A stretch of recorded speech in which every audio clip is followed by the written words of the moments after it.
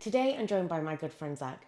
He's one of the kindest, most empathetic people I know. He's truly an all-round amazing person. Zach will be the first to tell you that figuring out his career path hasn't been straightforward. But through that journey, he's learned a lot about himself, including recently exploring a sober, curious lifestyle.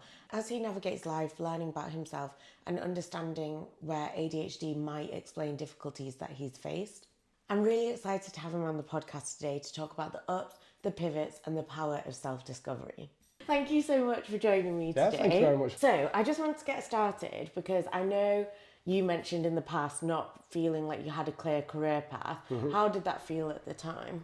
Yeah, it's something that has always been on my mind, literally from leaving, well, not even leaving high school, from picking GCSEs, sort of thinking, right, this is what's going to set me up now for getting a job, deciding what to do. And it literally came to it, and I just wrote on a piece of paper, right, I fancy that, I did art, I did food tech, did design tech, I did music. Very creative. Yeah, super creative, and it was just because I thought I'd enjoy it, but knew that it wouldn't really land me a job in anything that I wanted to do anyway. I then left high school and was sort of scrambling of what to do next. I applied for an apprenticeship to be an accountant. Didn't do that. Yeah. I went to college 3 times. I did, I started off doing like quite academic subjects. So did business, maths, art again and sociology. Ended up dropping out. I then went back and did a personal training course. Decided that wasn't for me. I went back and did hairdressing. Decided that wasn't for me. And then sort of fell into working in call centres and would see people around me, especially my friends who were starting to really build solid careers in places, and I thought, I'm getting left behind here. And yeah, it's something that I don't think people really talk about, and it's something that I've struggled with. It's not until literally the age of 29, so last year, that I actually finally felt that I was in a role where I can actually start building a career. And it's taken a lot of, maybe not mistakes, because you learn from every opportunity, but it's taken a lot of goes at a lot of different things to actually finally be somewhere that I like. Yeah. It takes time to learn what you want to do, doesn't it? Because it is mad to me that you've got to choose, path from such a young age. Because, you're only, 14 when you choose what GCSEs you want to do.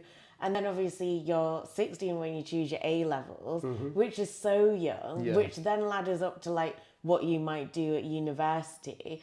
And I just remember at 17 choosing what I wanted to do at uni. I had absolutely no idea. Yeah. And my parents just said to me, oh, why didn't you do law? And I was like, okay.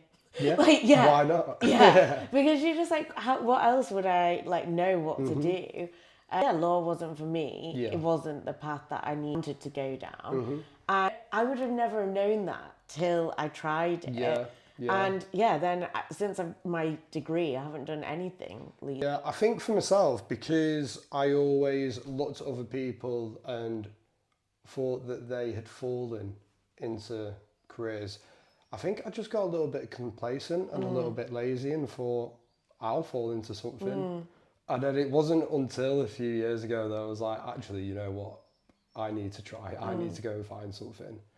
I was working in pretty much call centres since the age of 18 and thought I'd give a completely different path a go. I went into recruitment, did it for 2 years, and it wasn't for me at all. I just do not fit that environment.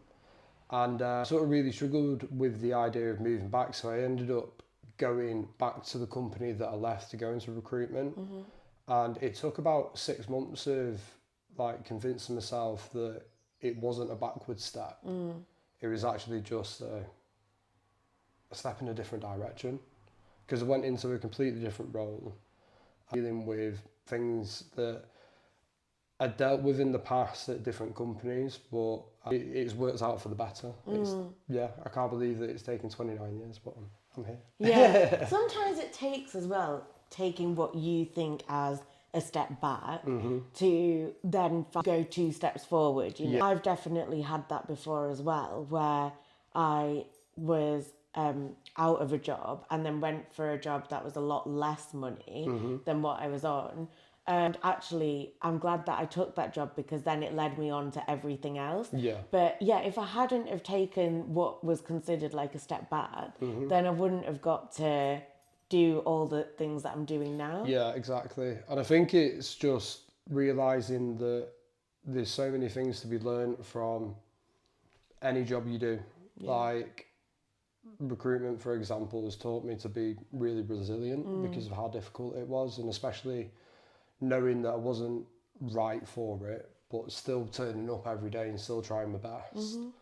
And it just sets you up for the future, really, doesn't it? Yeah. Because once you find that role that you like, you enjoy, you're good at, then you just use everything that you've learned elsewhere to funnel into it. So true, yeah. So true. And just the fact that your career path's never linear. Like, I think as kids, you just think, I'm going to go into this job and then I'm just going to progress. But actually, a lot of the time, we'll have multiple different jobs and career paths in our lifetime. And like you were saying, you learn something from every single thing that you do. Yeah. I know we kind of touched on this, but do you think that there's pressure to have it all figured out by a certain age? Yeah, definitely. I feel like it possibly comes from our parents, because I know, looking at my dad, his whole life he's worked in one field and something that he's very, very good at. But then when you look at your parents doing that and you think, well, that's what I need to do. But I feel that certainly with our generation, it has changed massively, because there's so many different opportunities out there that people are just giving a go at anything. But yeah, that pressure's definitely there. And I think as well, when you're surrounded by people that are successful and doing well, you then end up putting that pressure on yourself, thinking, why am I not in that same position? Get that. I was actually speaking to my friend about this, because it's so easy, you compare yourself to how other people are doing and obviously feel really excited for them and where they are in life. Yeah. But you're just like, oh, like, when's that going to happen for me? And we were chatting and she was like, Liz, you're doing amazing. Like, I can't believe that you think that, because I always look at you and think you've done really good. And I just think it's something that everyone will have, because you'll look at someone else and think, oh, they're really sorted, like they've got their whole life together. But they'll be looking at someone else and be thinking the same thing. Yeah. Recently, I got a message from someone that I've not spoken to in a long time, and it was a birthday message, and they were saying, happy birthday, not spoke to you in a while, hope you're doing well, congratulations on the house, this looks amazing. And it's not until sometimes another person, like from an outside perspective, saying things like that, that you realise, well, actually I'm doing all right. Yeah. Like, we bought the house 4 years ago. We've got a dog that we love. Actually, those are the things to be proud of, because the rest will come. It's so easy, isn't it, to get what really matters, because you might have like all these things, but then you're like, oh, not where I want to be in work. Or you might have everything and you might be like, oh, I haven't got a partner. And it's easy as look at what you don't have rather than all the things that you do. Yeah, you've got the rest of your life to find this. Yeah, exactly. They will come. They will come. And just enjoy what you have in that moment, because if you don't, then you're not actually enjoying the thing that you do have, because you're just focused on what you don't have. Yeah. What does success look like to you now? Yeah, my perspective on it is really, really changed, especially over the past couple of years, because like I thought, when I'm old, I'm really going to be telling people about that day in the call centre when I had that really good call or I got that really big sale. Like, no, I'm going to be telling them about the holidays that I've been on. Like, I'm lucky enough that I've been able to go to some amazing places. I enjoy going to gigs, and it's like all of those things are the things that I'm going to be talking about for the rest of my life, not that day in work. And just success on the opportunities that you're able to take outside of work. Like, going to work is just means to an end, isn't it, really? Is to allow you to have like freedom in life. Yeah, I think so many people have different perspectives on it, don't they? I enjoy work and like love, you know, like building something and like really seeing it become what you wanted it to be. But is that my end goal in life? Like, no, it's not to create tons of money for shareholders. Yeah. It's more to enjoy the time that I have with my family, my friends. Everyone's got different viewpoints, don't they? Like, I've got some friends who are really like work driven and work focused, and that's amazing. But then I've also got friends who are like, that's not my number one goal in life. Yeah. I guess it's just nice that everyone has like their own goals and Yeah, aspirations. yeah, definitely, and it's different courses for different horses. Exactly, Yeah. yeah. I agree. I think work is just one part of your life, and yes, you do spend a lot of time there, but then all those other times, they can help you develop as a person. You know, I love CRM, but am I bringing that into my weekends and evenings? No, like I'm trying to learn different things and trying to get new skills like baking or like going for runs or, you know, something like that. Yeah. And yeah, you can find achievements in lots of different ways, Yeah, can't you? definitely. You've got to live for the weekends, live for the holidays, live for the time with friends. Like, I've literally had the most amazing summer so far. Like, I was saying to Amy, like, this weekend, we went to Oasis on the Friday with her friends. We went to our friend's 30th. And it got to Sunday and I was like, I've literally had the best weekend ever. Like, that is what success looks like. Yeah. It's being able to enjoy yourself, have fun. Yeah, so true. Yeah, they are really the moments that you are going to remember, isn't it? Yeah. You're so right. It's not going to be like making a ton of money. Mm-hmm. I'm sure that's still nice, but I guess it's like a fleeting moment. Yeah. And you're right in what you're saying. It's not what you're going to be telling your kids about, are you? Yeah. Was there a specific moment that made you stop and think about where your life was going and what changes you wanted to make? It was a few years ago. I'd got back from travelling, needed to sort of get into a job pretty sharpish, start earning some money. A friend was working at a company and said, come and join me. And it was a customer support role. It's not something that I've done before because I've always been used to working in like sort of sales, KPI driven environments. So it's something completely new. I started in the October. I spent a couple of months doing training, had a really chilled like break over Christmas, came back and then a couple of months later it was COVID. So I was in lockdown in this job that was a stopgap, and then obviously COVID just like made life for everyone, and I ended up being there a lot longer than I wanted to. I wanted going travelling to be like a fresh break and that chance to figure out what I wanted to do.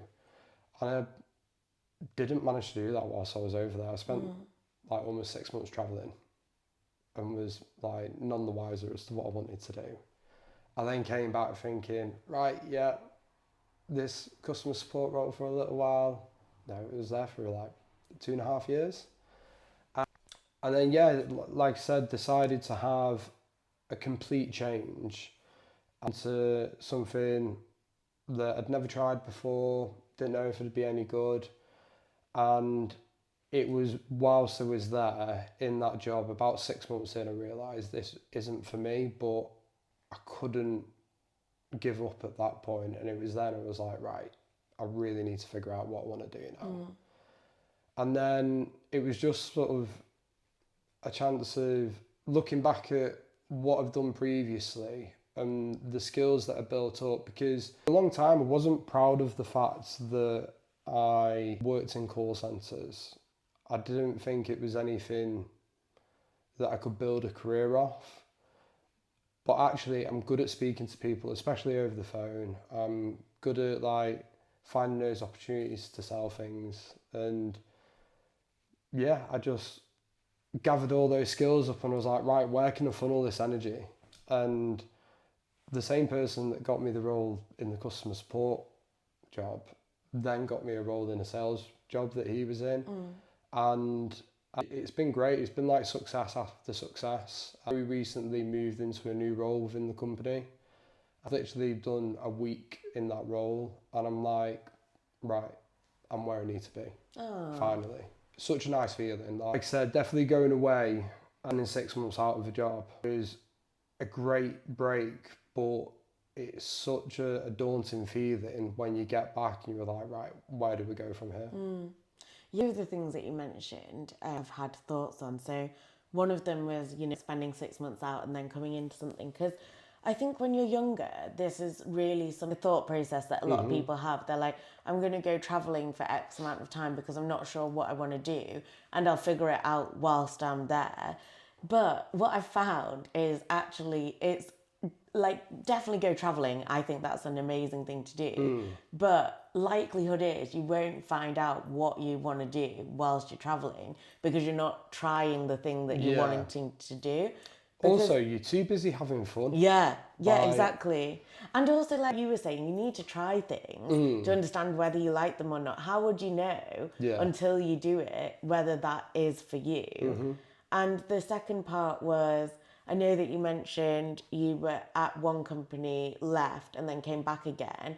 And I think you were feeling a bit worried, weren't you, about going back to that same Yeah. company? But actually, it makes you realise that sometimes it's the role, not the company. Like, the company can be great, but it definitely. can just be that that wasn't the right role for you Yeah, initially. not the right environment. Yeah. And yeah, it was something that I really battled with for a while because I saw my friend doing really well and I knew that I could do it. But the fact that I'd have to go back to somewhere that I left, I convinced myself it was going to be a backward step. And I'm glad that I finally shook that feeling because it only has been a step forward, it's been a leap forward, really. So you've been reflecting a lot on ADHD. What led you to start exploring that? It's something that's always been there in the back of my mind. There was signs of it when I was a kid, but I think it was just put down to the fact that I was a bit quirky, a little bit different. I got brought up a lot when I was in high school and also in college as well. By teachers? Or... By teachers, yeah. Like, especially when I was in the sort of more creative subjects, and I think they could see that it took a lot to keep me on task. And it was conversations that I was having with teachers where they were like, is this a thing? Is this a conversation that you've had? And I think the stigma around ADHD kids being naughty kids, and I wasn't naughty. I was like, no, that's not me. Can't be me.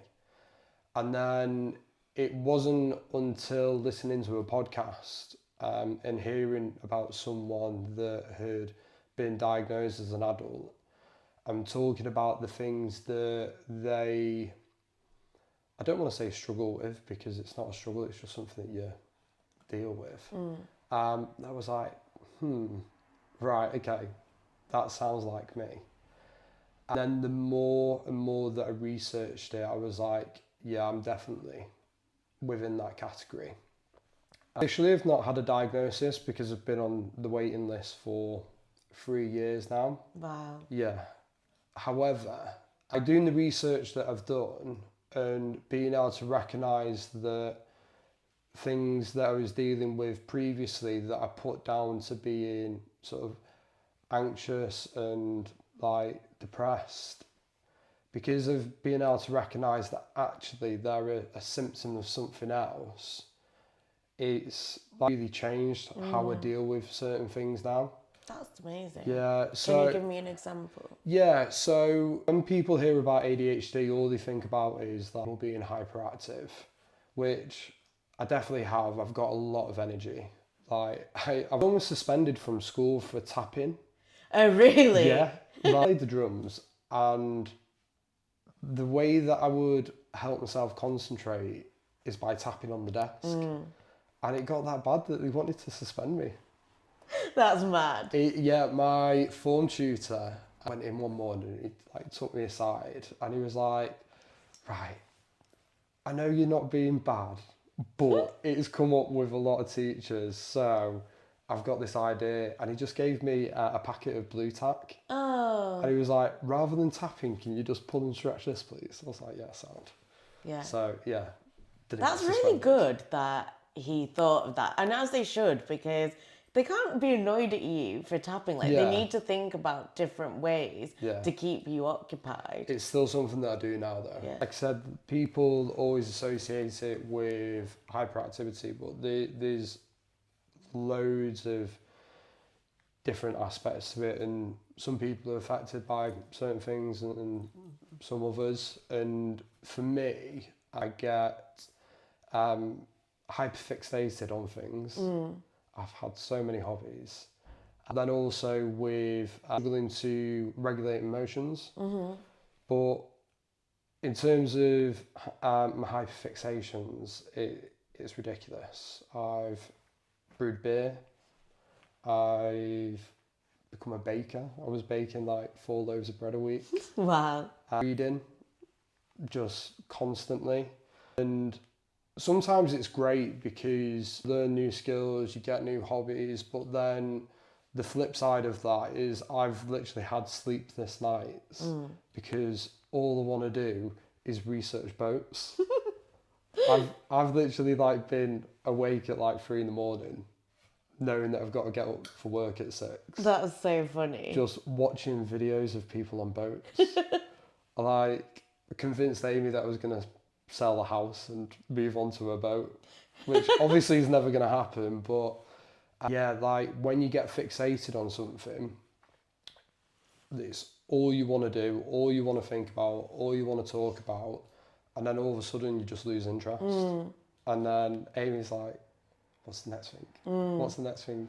Do you think as well that might have been difficult for you because you think that that's a personality trait of yours, then you might view that in a negative way. But then when you realise that that is actually just how your brain works, you're like, actually, how amazing that I'm interested in so many different things and I really delve into it. And it's nice that I explore loads of different things rather than just, you know, like being involved in one aspect. Yeah, I think before I knew that's what it was, it did have a negative impact because I'd be spending loads of money on new hobbies just to like, drop them and not be interested in them in a couple of weeks or a couple of months. Whereas now, because I can recognise when I'm starting to get fixated on something, it's a case of being like, right, actually, is it worth spending all this time, money, energy into this thing? So I just lean into the good ones. Like at the moment,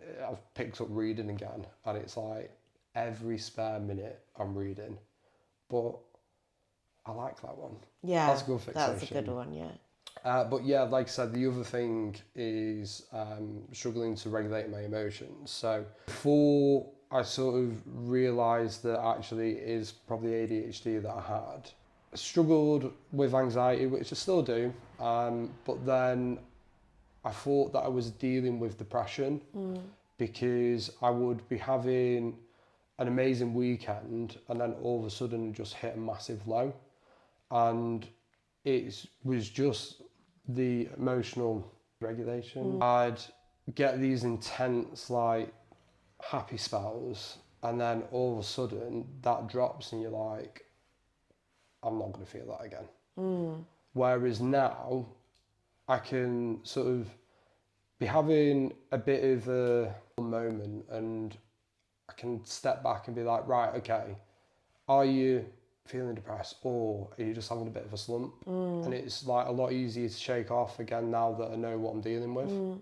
I can have an amazing weekend, and if it gets to a Sunday and I'm not doing anything, then I just be like, oh, that's a weekend wasted. Yeah. So I need to just sit there and be like, actually, well, you've just had a mint weekend. Yeah. You're having a chilled Sunday, you need it.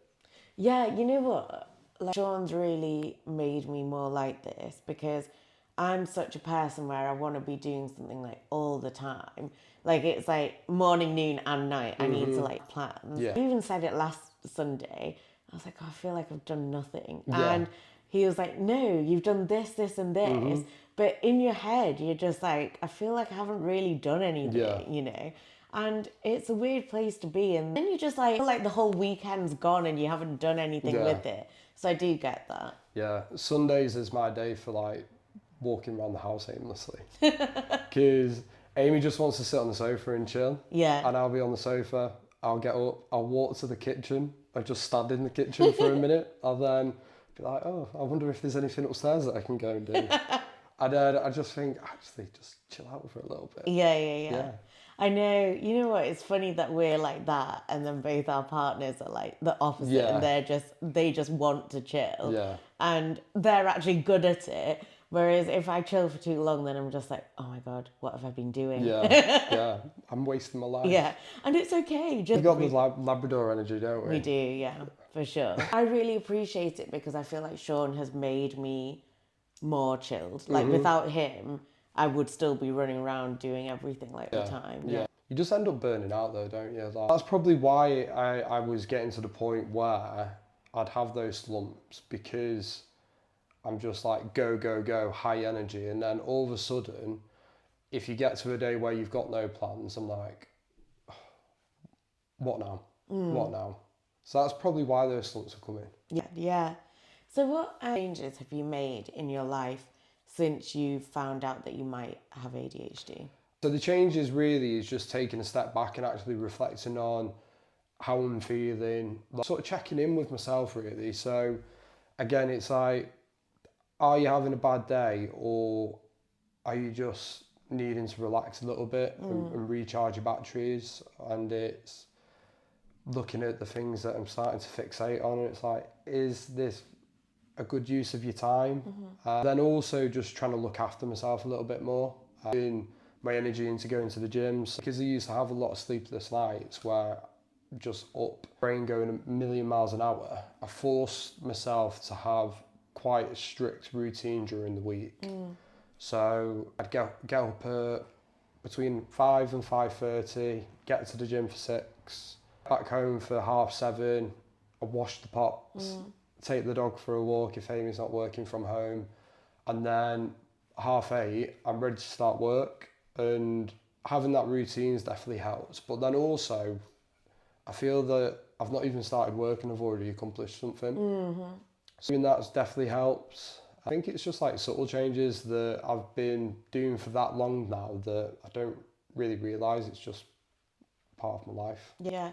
Everyone does say that routine's really important when you have ADHD, isn't it? It's good that you've implemented. Yeah, my routine when I was a kid was so bad. Like, in the week, staying up till like 2 in the morning. Really? Yeah, and then getting up for work at 7, going to work, getting home and just doing nothing. And then weekends, like, out till 4, in bed till 2 in the afternoon. And it's like, doesn't do you any good in the long run. But then also, like, you're a kid, go and have fun. You've got to learn from what you do, don't you? Yeah. You're not going to learn any other way. Yeah, but my dream night out now is getting the last train home. Like, I love it.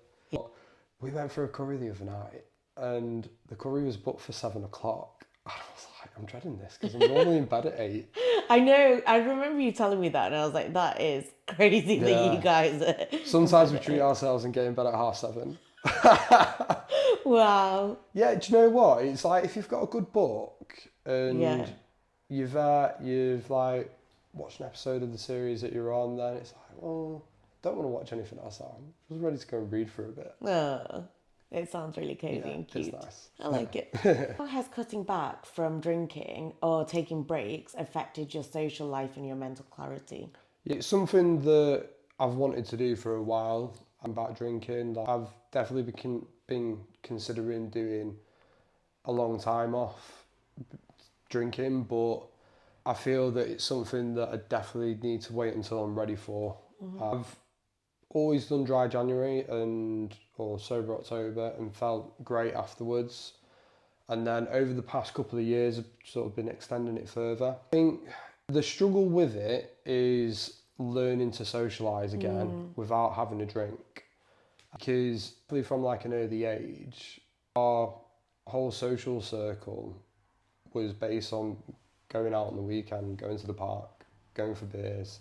As soon as we could start going to the pub at like 17, well, they weren't ideals. It was like, that was just socialising now. So that was like really the biggest challenge. But been doing that sober activities and playing badminton with you guys, going playing table tennis, going out with the lads for a walk, And it makes you realise that actually you don't have to have a drink to socialise. Myself, being a drink was always like my way of chilling myself out. Because socialising I'd struggle with unless I'd have had a beer and relax a little bit. Whereas now it's like actually it's just getting easier and easier. How have you found other people's reactions to you not drinking at social situations? Are they supportive, or do you find people are like, oh, why don't you just have a drink? First, people would sort of point out that you're not having a beer. But I remember like a couple of years ago going out between Christmas and New Year and doing a sober night out with everyone drinking. But at that point, it was like a bottle of Beck's Blue. And it's on the label, it's like dead clear that you're not drinking. And I think it's natural though for people to point out what's different. Whereas now you can get like 0% Guinness and you can get a pint of it as well. So it's becoming more normal and more accepting. Like we went to Belfast recently. Every pub has 0% Guinness on tap. No. There was so many people going up, ordering around and getting 2 pints of Guinness, 3 pints of 0%. So it's definitely becoming like more accepting, and especially on social media at the moment there's a big push for people being more active, more healthy, and I definitely think it has its problems, but then also people are like, well, actually I need to start looking after myself. Having a few weekends off the booze is probably a good thing. How do you feel like it's improved your mental health taking this time off? Myself, like having the beer fear was something that I always had. So being able to wake up after a night out and still having as much fun as everyone else, but not having that anxiety of, oh, did I say something daft? Did I look stupid? Was I slurring my words? Like it's definitely helps with like the mental clarity. But like one of my friends who's stopped drinking from January, he said to me, nothing good happens after 10:30. Like it's the point where people start getting a little bit sloppier and start shouting rather than talking, and it's like, actually, you know what? Going home, being in bed for 11 o'clock, still having a midnight, still being out with the lads, still being out with your friends, like, yeah. It's sound. Yeah. I know, I don't know how you guys do it. I mean, I've done it before as well.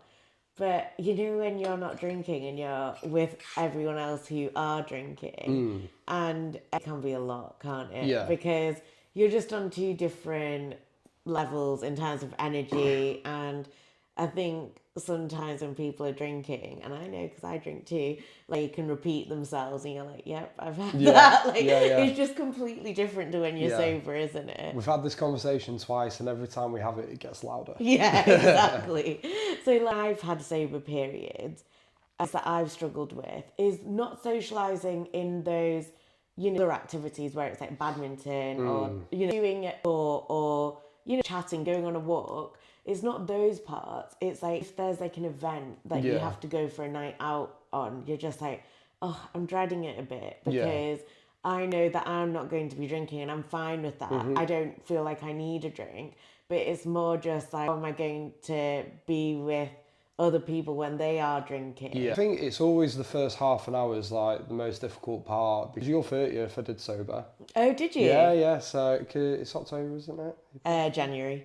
Yeah, so I knew it was one of them. So yeah, I was doing dry Jan, came to yours, and obviously only knew half of the people there. So the first sort of 30 minutes where I'm like, right, I don't know everyone here. I've got to introduce myself to people that I've never met before. I've got to do it sober. Like the first 30 minutes is tough, but then as soon as you've relaxed a little bit, as soon as the music comes on, just go and dance, go and relax, have fun. Yeah, it takes a minute to acclimatise, doesn't it? Yeah, definitely. Yeah. What advice would you give to someone who feels a bit lost right now in their 20s? I'd say relax, take a step back, look at the things that you are doing, enjoy opportunities that are coming. I've literally got the rest of your life to be an adult. Like, buy a house, don't buy a house, get a dog, don't get a dog. Like, those things can come at any point you want in your life. Like, we don't all have to follow this same path as finding a job, finding a partner, getting married, have a kid. Like, life's what you want it to be. Like, enjoy holidays, enjoy the festivals, enjoy the weekends with your mates. Just have fun. I think there is such a panic in your 20s, isn't there? Yeah. Like, I felt that. I think it's because with my parents, they were married, they had kids by the time that they were 25. So I hit 25 and I was like, wait, I don't even have a boyfriend, I don't have a Yeah. house, I definitely don't have a kid. So, like, where's life going? Yeah. And everyone does say that your 30s are your best decade, Yeah. or they keep saying 40s, 50s, you know, all of that. But I think it is that you feel less pressure. Like, you might not have all those things, you might not have a house yet, you might not, you know, found your partner, but I do think that people feel less pressure. For some reason, it feels like in your 20s you have to do everything then and there. Yeah, yeah. Whereas you get to your 30s and you're like, I can chill out. I think it's going from teenager to your early 20s. You get to that age and you think, oh, I'm an adult now, I need to start doing adult things. And like, looking back to what I was like in my early 20s, I was still a kid. I still feel like a kid now, but I feel like I'm only finally embracing that actually it's fine that I still want to have fun and I still like know what I want to do with the rest of my life, and that I don't have a kid. Like, that's sound. Yeah. But yeah, I think being a teenager is difficult, and then you take that step and you're like, right, I need to get myself together, I need to sort life out. Only in the past few years have I actually started to feel, I think it's since my frontal lobe developed actually, that I feel more calm and I'm not so erratic. Like, I just felt like when I was younger, there were so many highs and so many lows, and I just feel so worried about things that I didn't need to feel worried about. And looking back, I'm just like, oh, like, why did you feel like that? Yeah, but I feel like you have to go through those to be who you are now. Like, I feel like I know who I am now. Would I feel like that if I didn't have all of like the struggles that I did when I was younger? Like, probably not. So true. And I feel like with that, when you say, I know who I am now, I feel the same.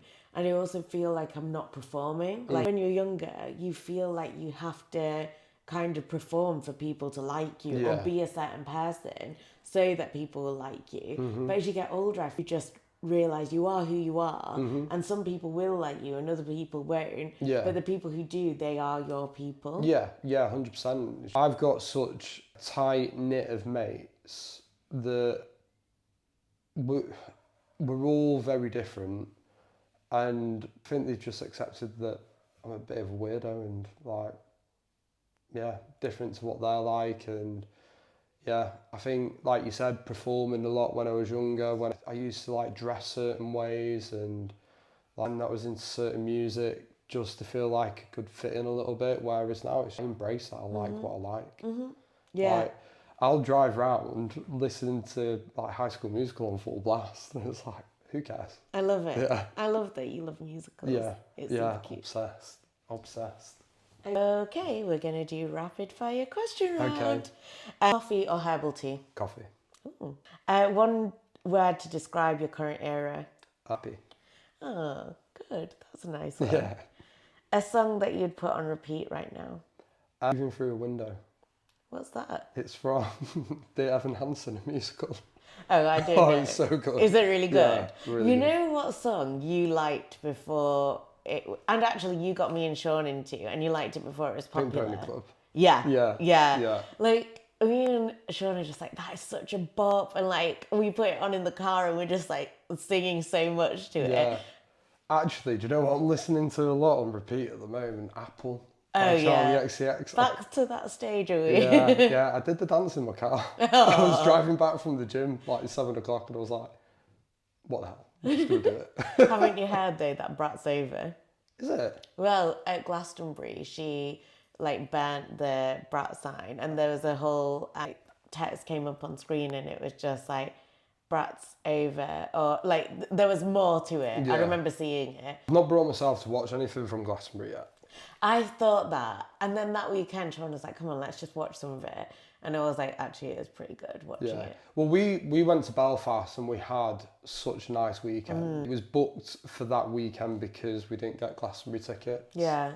But I need to sit down and watch some of the sets at some point. Yeah, I think that's it. Like, watch it on the weekend, don't you? I do actually still need to watch Lewis Capaldi's one because I heard that was really good. You watch it on the weekend, but then afterwards you're like, oh, like I'm sad that I wasn't there, so I don't want to watch it. No, there were some really good ones. We watched The Blossoms as well. Yeah, I've watched that full set. Did you see Peter Capaldi going out with Franz Ferdinand? No. It's very cool. Was it? Yeah, really good. Yeah, there's some moments that I really want to look back at. 1975? No, we didn't. No. But their set looked really good. Yeah, I've watched bits of that. It looks really, really good. We watched the Chic one with... Rogers? Yeah. Yeah. Now Rogers and Chic, yeah. We seen them at Isle of Wight Festival. Oh. Very good. Wow. Yeah, really good. I bet.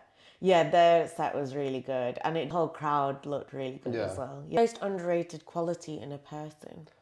I was going to say kindness, but I don't think that's underrated. I think patience.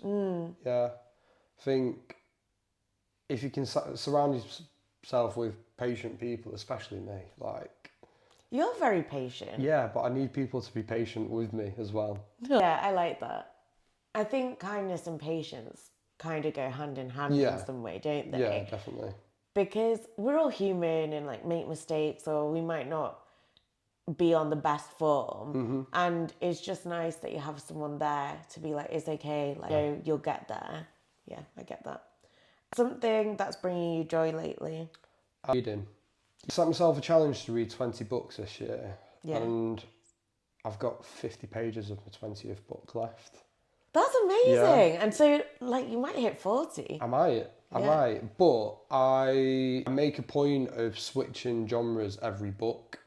So I'll go back to genres, but finished a fantasy book and then straight after picked up like a true crime novel. I love it. Like being able to immerse yourself in different worlds is great. It wasn't until Amy started reading Akatar that I was like, oh, I'm going to give fantasy a go, because I avoided it for ages. Like I've read The Hobbit, and at the beginning of the year I read like the first Lord of the Rings book and thought, it's not really for me. And realised that actually I've just read 2 books by one author. They are quite difficult books, whereas I've been reading sort of newer fantasy novels and they're brilliant. Oh, good. Yeah. What's been your favourite book you've read this year? Either Red Rising. What's that about? Fantasy. Okay. It's like sci-fi fantasy. I described it to someone. It's like Star Wars meets Game of Thrones. Okay. Yeah, it's really cool. Or The Shining.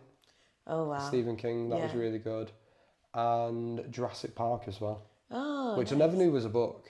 Yeah, I didn't know that. Yeah. Well, they found a list of books that have been turned into films, so I started going through them. Like I've read The Godfather recently, Jurassic Park, Space Odyssey, obviously The Shining, Carrie, and Jurassic Park.